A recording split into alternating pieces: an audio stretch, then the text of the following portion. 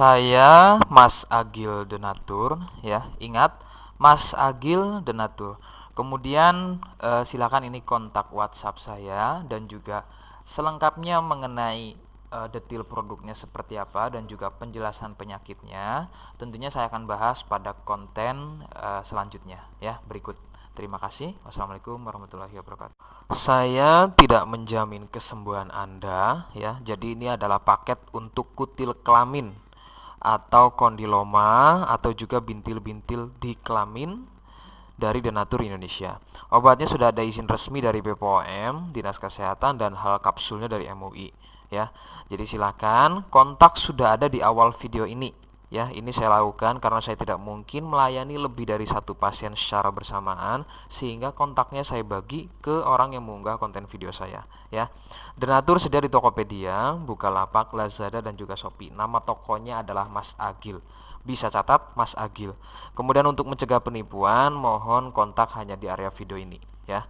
Terima kasih. Wassalamualaikum warahmatullahi wabarakatuh. Gonor atau kencing nanah, kemudian juga sipilis atau disebut juga dengan nama penyakit raja singa.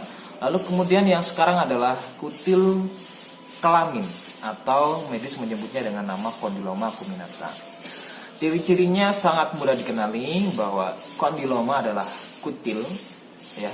Penyebabnya adalah virus HPV, virus human papilloma virus sebagai penyebab penyakit tersebut timbul. Ciri-cirinya sangat mudah dikenali bahwa adanya kutil di bagian kelamin, ya. Ukurannya tidak sama, ya, hampir banyak jenis untuk ukuran kutilnya. Ada yang sebesar ujung jarum, ada yang sebesar biji kacang pendek, ada juga yang sebesar biji jagung, dan ada juga yang mirip brokoli. Kemudian yang terakhir juga ada yang mirip dengan jengger ayam atau jengger pada ayam. Inilah kenapa penyakit kondiloma atau kutil kelamin ini disebut juga dengan nama penyakit jengger ayam, karena kemiripan bentuknya. Nah, itu sedikit mengenai ciri-ciri dari penyakit kutil kelamin. Faktor penularannya sama, yaitu dari hubungan seksual juga, ya. Lebih utama adalah dari hubungan seksual karena virus tersebut didapati dari hal tersebut, ya. Artinya dari faktor hubungan seksual 90% ya untuk faktor penularannya. Kemudian sisanya adalah 10% bisa dari fasilitas umum, ya, sama antara sipilis, gonor, kemudian penyakit kutil kelamin atau kondiloma. Namun untuk penyakit kutil kelamin atau HPV atau kutil kelamin tidak seperti sipilis atau raja singa. Jarang sekali penularan melalui fasilitas umum. Namun kalau untuk kutil kelamin atau kondiloma ini lebih sering penularannya bisa terjadi karena fasilitas umum yang digunakan, misalnya dari WC atau toilet umum, ya. 1-2 kali mungkin Anda terhindar dari penyakit tersebut, ya.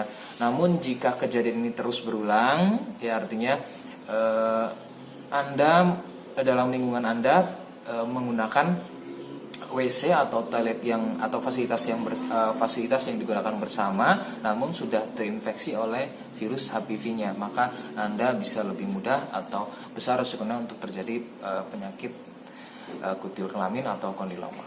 Nah, karena banyak yang mengeluhkan mereka tidak berhubungan intim namun mengalami kutil di bagian kelaminnya.